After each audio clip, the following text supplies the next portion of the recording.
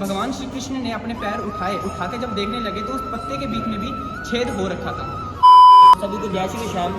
आज हम ना जानेंगे कि बाबा श्याम जी का नाम शीश का दानी क्यों पड़ा और कैसे पड़ा। इसके बारे में बताने से पहले आपको इंट्रोड्यूस करा देता हूँ। हमारे साथ है अतुल दास जी हैं, तो जय श्री श्याम। जय श्री श्याम। और ये बताएंगे कि उनका नाम शीश का दानी क्यों पड़ा, तो जानते हैं, बस आप कंटिन्यू करें। जय श्री श्याम प्रेमियों, बाबा श्याम का शीश का दान नाम इस प्रकार से पड़ा क्यों, जब महाभारत का युद्ध हुआ तो बाबा को महाभारत का युद्ध देखने की इच्छा हुई।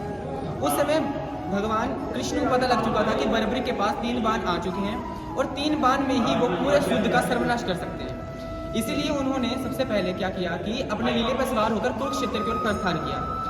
बीच रास्ते में भगवान श्री कृष्ण मिले और उन संत के रूप में मिले और उन बर्बरी से कहने लगे, राजन अब किस ओर प्रस्थान कर रहे हैं। तो बाबा ने बताया कि मैं युद्ध देखने जा रहा हूँ और मेरा इच्छा है कि मैं महाभारत युद्ध के अंदर लड़ूं।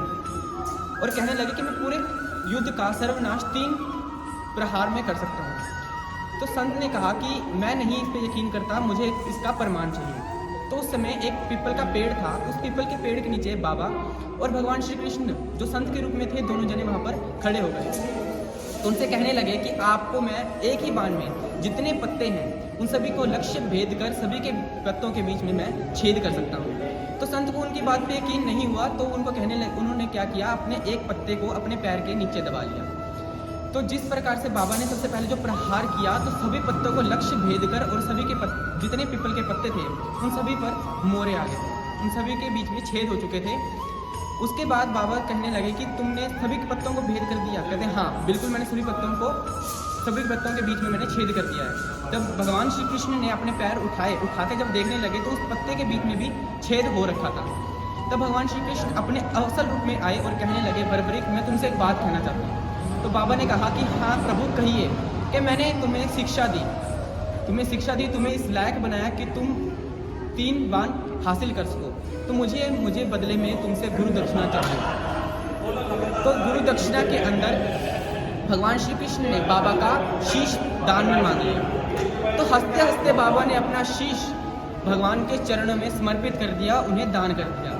तब से भगवान श्री कृष्ण ने पूरे विश्व में जितनी नदियाँ हैं, जितना अमृत, भगवती को कहा कि इसे अमृत से सींचो। जैसे उस अमृत से सींचा गया, बाबा का शीश अमृत से सींचने के बाद वो अमर हो गए। इस प्रकार से बाबा का शीश अमर होने के बाद बाबा का नाम रखा शीश का दानी।